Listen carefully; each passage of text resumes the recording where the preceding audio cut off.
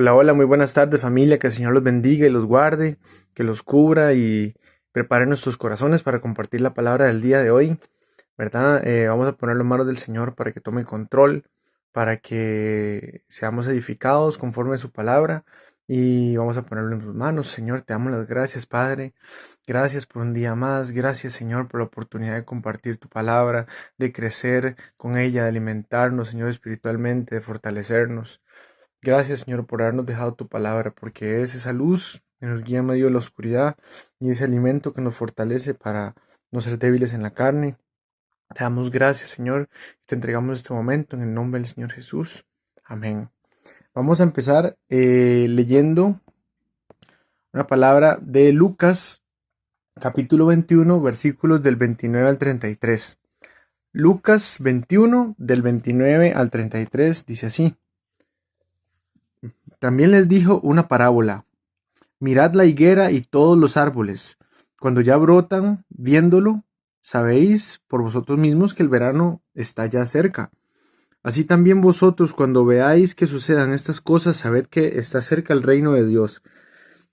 De cierto os digo que no pasará esta generación hasta que todo esto acontezca.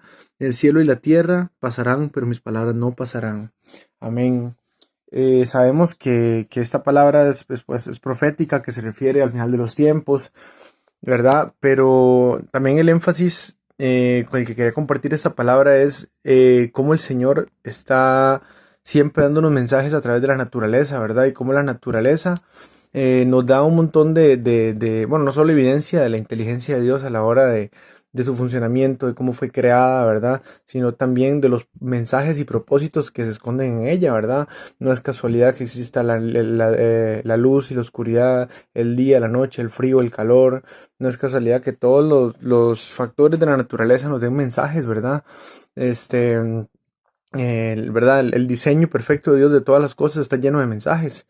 Y los árboles son parte de esos mensajes. Es muy interesante porque los árboles en la naturaleza siempre buscan luz, ¿verdad? Esa es una de las batallas principales en el bosque, ¿verdad? De parte de las plantas, por buscar luz. Entonces vemos como también eso es un mensaje interesante porque en la palabra de Dios los árboles representan muchas veces gobiernos o naciones, ¿verdad? Como lo vamos a ver más adelante en otras palabras que vamos a compartir también, pero es interesante como el Señor que dice en su palabra que nosotros somos luz, nos manda a las naciones a hacer luz, ¿verdad? Y en este caso, cuando habla de los árboles, aquí se refiere, en este pasaje que acabamos de ver, se refiere a naciones, ¿verdad? Dice al principio, también les dijo una parábola, mirad la higuera y todos los árboles.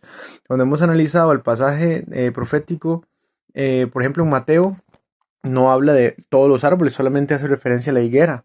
En este caso, hace referencia también a todos los árboles, precisamente porque dice la palabra, la suma de tu palabra es la verdad. Por eso hay que analizar todas las piezas de rompecabezas para ir viendo todos los detalles escondidos para ir completando esa revelación del Señor, ¿verdad? A través de su palabra. Ver todo lo que dice para que se cumpla eso que dice, que la suma de tu palabra es la verdad. Vemos que aquí menciona a todos los árboles junto con la higuera, ¿verdad? Que son precisamente las naciones alrededor de la higuera. Sabemos que la palabra de Dios es un libro profético que hace referencia a Israel como punto específico o epicentro profético, ¿verdad? A través del cual se da una historia que el Señor ya tenía pensada, ¿verdad? Entonces sabemos que muchas veces cuando se habla de imperios mundiales, cuando se habla de todas las cosas de ese tipo, se refiere precisamente a los que están cerca de Israel o a los que tienen influencia en la historia de Israel. Este, ¿verdad? Por ejemplo, vamos a leer otro pasaje rapidito solo para ver cómo en la palabra de Dios en otras ocasiones también se hace referencia a países, por ejemplo, como árboles, ¿verdad? Dice en Jueces 9, del 7 al 8, dice, cuando se lo dijeron a Jotam fue y se puso en la cumbre del monte de Gerizim y alzando su voz clamó y les dijo, oídme, varones de Siquem, y así os oiga Dios. Fueron una vez los árboles a elegir rey sobre sí y dijeron al olivo, reina sobre nosotros. digamos, ese es el pasaje, ¿verdad? Y ahí en el resto del capítulo hace referencia a otros árboles como naciones, ¿verdad? Por ejemplo. Por ejemplo, la nación de Israel también se representa con diferentes árboles, el olivo, la higuera, ¿verdad?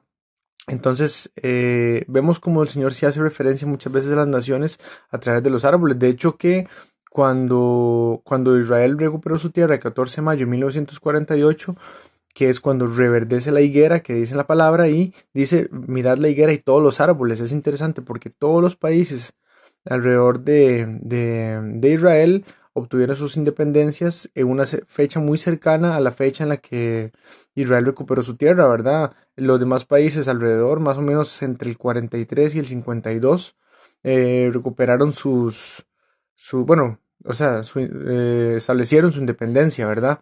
Entonces, es interesante ver cómo esos árboles a los que se refiere la Biblia, ¿verdad? Cerca de la higuera, también renacieron o nacieron, ¿verdad? En este caso, justo como la palabra de Dios lo había profetizado, ¿verdad?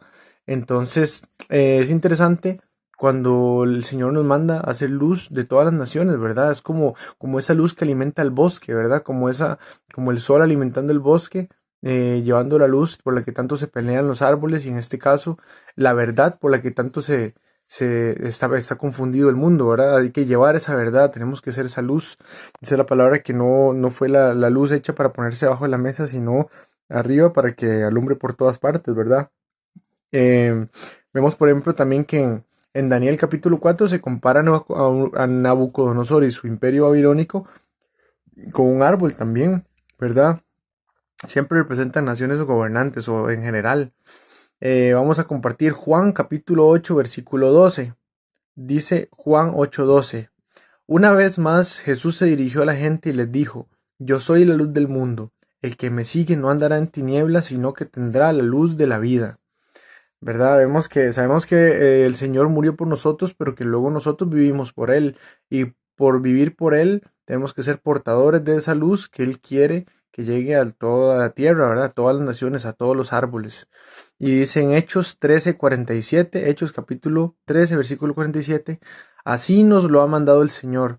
Te he puesto por luz para las naciones, a fin de que lleves mi salvación hasta los confines de la tierra.